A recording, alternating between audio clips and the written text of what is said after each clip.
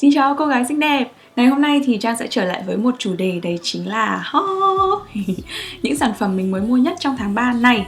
Và sẽ có cả các sản phẩm drugstore và sản phẩm high-end của Mỹ, cũng như là các sản phẩm của Hàn Quốc luôn. Mình sẽ tổng hợp hết trong một video này. Chúng mình bắt đầu luôn nhá.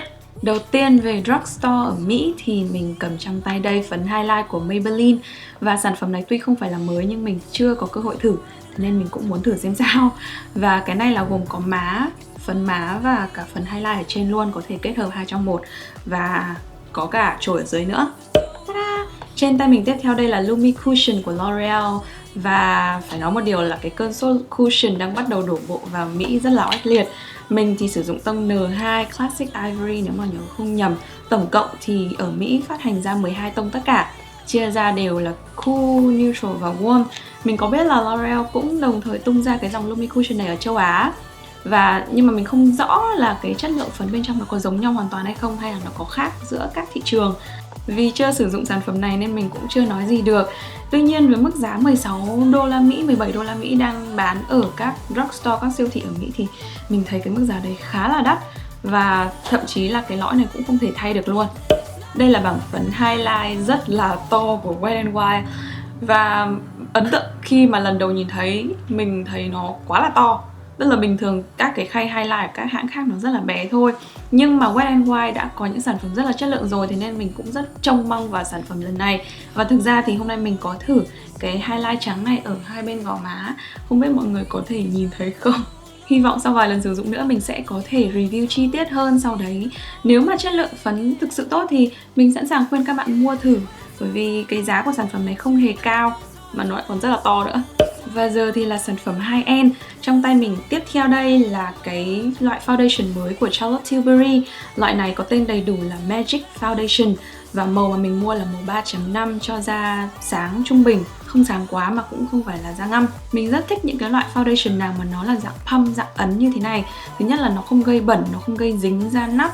Và tiếp theo nữa là dùng bao nhiêu thì lấy bấy nhiêu thôi, không bị dư thừa. Trang thì mới sử dụng son của Charlotte Tilbury thôi. Và đây là sản phẩm thứ 2 từ hãng mà mình sử dụng. Thế nên là rất là nhiều mong đợi. Hy vọng sẽ tốt, chất lượng, thần thánh. Giờ là tới hộp phấn bột của Laura Mercier. Và đây không phải là sản phẩm lần đầu tiên mình thử, mà mình đã đang sử dụng cái loại này rồi nhưng là mini size. Và chính bởi vì thích quá, sử dụng hết sạch, không còn một hạt bột nào nữa, thế nên là mình đã phải mua ngay cái lọ full size này. Loại này thì nếu mà các bạn xem video của các chị YouTuber nổi tiếng ấy thì chắc chắn là biết ngay vì sao rất nhiều người thích em này. Bản thân mình dùng thì mình không thể chê được từ ngày đầu tiên cho đến tận bây giờ. Đây là một loại phấn bột dùng để set cái lớp makeup lại, và mình đặc biệt dùng bạn này cho phần quầng mắt. Bình thường nếu mà bạn nào da hơi khô ở vùng quầng mắt chẳng hạn, sau khi sử dụng che khuyết điểm xong sẽ thấy nó trôi dần trong ngày, và nhiều khi nó sẽ hiện lên những cái đường rất là rõ thấy. Thì với sự trợ giúp của em này mình hoàn toàn không gặp những vấn đề đấy.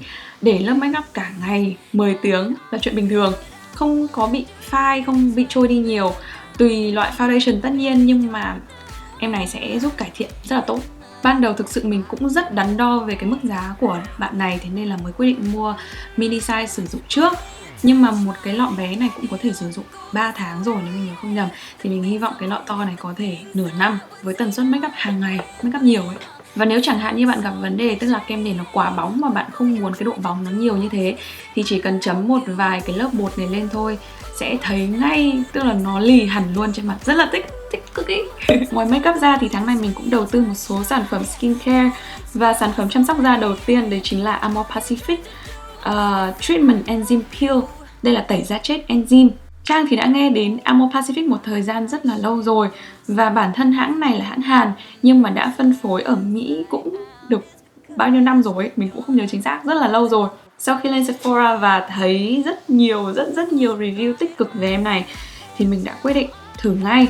Mặc dù giá của cái lọ này nó không hề rẻ chút nào cả. Và sau khi tham khảo review của mọi người và có thấy nói là nếu mà sử dụng hàng ngày thì 4 tháng mới hết, mình cũng đỡ lo hơn một chút xíu. Bởi vì với cái dạng tẩy da chết này thì mình cũng không sử dụng quá nhiều. Nếu mà nhiều nhất thì là 2 đến 3 lần một tuần, nhưng mà trung bình thì khoảng 1 đến 2 lần một tuần thôi, tùy vào tình trạng da. Và chính vì hôm nọ quá háo hức thế nên là mình đã mở ra và sử dụng lần đầu tiên. Thì cái cảm nhận lần đầu tiên mới là một lần đầu tiên thôi nhá, mà da mềm như da em bé. Sau 30-45 giây. Cách sử dụng sao? Tức là trong này nó đã có một cái khoảng cái khối đo nhất định rồi, để khi mỗi lần bạn đổ ra nó chỉ ra đúng một cái lượng như vậy thôi, để không bị rơi ấy, không bị bỏ phí, bỏ thừa ấy. Thì sau khi mình đổ ra tay như thế, mình sẽ nhỏ 2-3 giọt nước vào, xoa đều tay và bắt đầu thoa lên mặt, massage trong 30 đến 45 giây. Như là lúc chúng mình rửa mặt ấy, nó không phải là có các hạt đâu mà nó như là một dạng kem mịn mướt ở trên mặt thôi. Rất là dễ sử dụng và sau đấy rửa đi với nước, da mềm ngay tức thì. Tiếp theo một sản phẩm skincare khác của Mỹ, đây chính là cái toner của Murad.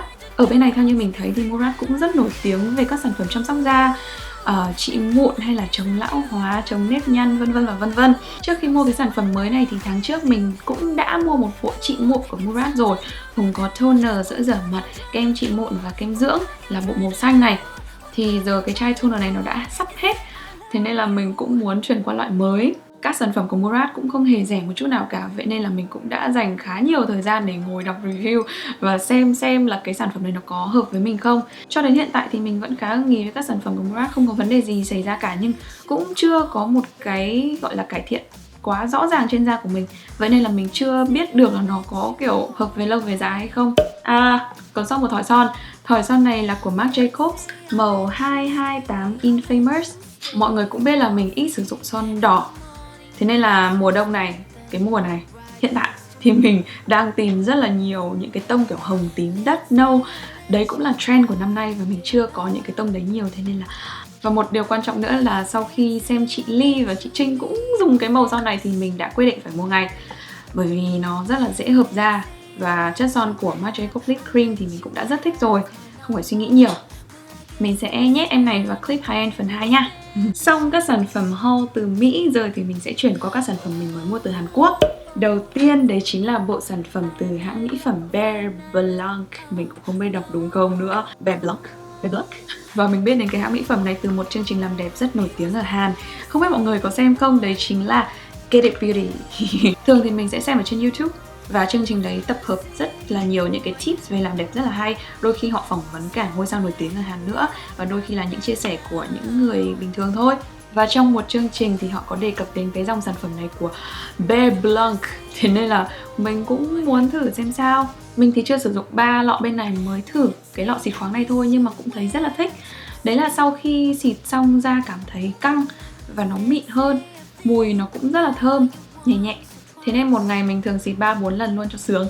Ngoài skincare ra thì mình cũng quyết định thử luôn các sản phẩm makeup còn lại của hãng này, Bear Blanc. Gồm có kem nền, 2 loại son, một bảng mắt và một bảng môi má. Loại kem nền này có thiết kế nhìn ngoài thì giống cushion. Mình cũng đã tưởng là cushion nhưng thực ra nó là loại kem nền foundation. Ấn vào thế này thì lớp kem nó sẽ phun ra một ít một để mọi người có thể dùng. Và hôm nay mình cũng sử dụng tông 23 ở trên mặt đây. Thường thì mình nghĩ tông 21 vẫn hơi sáng quá so với mình. Kem nền này cho độ che phủ vừa phải thôi. Tức là nếu mà bạn có vết thâm mụn hay là vết mụn đỏ thì nó vẫn không thể che hết được đâu, vẫn phải sử dụng che khuyết điểm. Nhưng mà nếu mà da không có bất kỳ vấn đề mụn hay vết thâm nào cả thì mình nghĩ là bạn sẽ thích sản phẩm này, bởi vì nó cho một cái lớp nền rất là mịn, bóng nhẹ, căng nữa. Mình thấy nó khá là bóng đấy, và mình thì không thích bóng nhiều quá, thế nên là vẫn hay sử dụng cái phủ bột lúc nãy để tán đều lên mặt cho nó giảm bớt cái lớp bóng ấy đi. 2 dòng son của hãng này gồm có thỏi All About Red và một dòng son nữa đấy chính là Bregman's Heart. Mình cũng chưa mở ra đâu, hy vọng sẽ có clip swatch sớm cho mọi người. Tiếp theo là bảng mắt 10 màu, và cũng chính là cái sản phẩm mà mình sử dụng cho phần makeup mắt ngày hôm nay. Thông thường thì mình không thích các sản phẩm mắt của Hàn Quốc lắm, bởi vì chất phấn mắt của Hàn nó không bám lâu và nó nhanh trôi, nó cũng hơi bột hơn so với các bảng mắt ở Mỹ. Tuy nhiên thì mình lại khá ưng ý với em này. Tiếp theo là 2 cây mascara lông mày Color My Brows của Etude House. Mình cũng không biết nói gì thêm về sản phẩm này nữa. Đây là cái mascara lông mày mà mình bắt đầu sử dụng từ cái video Yes Style haul lần trước ấy cho đến tận bây giờ, và chưa có cái nào thay thế được. Giờ thì mình không sử dụng tông nâu sáng nữa mà chỉ sử dụng tông Rich Brown 01 thôi. Lần trước mình mua nó là cái thỏi bé bé cơ, và mình tưởng đấy mới là full size. Thế nên khi mà nhận được 2 cái thỏi này mình rất là bất ngờ, bởi vì nó to quá đáng. Nhưng mà 2 cây này thì mình nghĩ nó cũng sẽ chỉ trong 2-3 tháng là hết thôi, với tần suất lông mày kinh khủng của mình. Và haul thì chắc chắn là không thể thiếu quần áo được rồi, và lần này thì mình quyết định mua từ Forever 21. Như bộ ngày hôm nay chẳng hạn, từ choker, áo rồi váy đều từ Forever 21 cả, từ cổ cho đến chân. Tiếp theo về skincare thì tháng này mình có mua một quyển sách hướng dẫn về chăm sóc da của chị Charlotte Châu. Chị ý là founder của Soco Glam, tức là một cái hệ thống bán mỹ phẩm Hàn ở bên Mỹ, cũng mới thôi. Ngay từ khi nhìn cái bìa đã thấy thích rồi, rất là màu mè hồng hồng, dễ thương. Trời ơi, vừa mở ra đã thấy ngay một cái trang có hình vẽ rất là xinh rồi. Korean Beauty 101, The Mindset of a Skin Obsessed Culture. Mình cần đọc thêm về skincare và hy vọng mình sẽ học được thêm rất nhiều điều từ quyển sách này. Vậy là đã xong rồi. Vừa rồi là các sản phẩm mà mình mới mua trong tháng 3 này. Hy vọng mình sẽ dành thời gian review lại cho các bạn được chi tiết hơn sau khi sử dụng. Nếu mà các bạn muốn xem thêm về các sản phẩm đấy thì đừng quên check link ở phần caption nhé. Mình sẽ để link để các bạn có thể xem về giá cũng như là nơi mua. Nếu các bạn có yêu cầu về chủ đề tiếp theo của video thì cũng đừng quên comment ở bên dưới nhé. Nhớ like nữa đấy. Cảm ơn mọi người đã theo dõi video này. Yêu các bạn. Bye bye.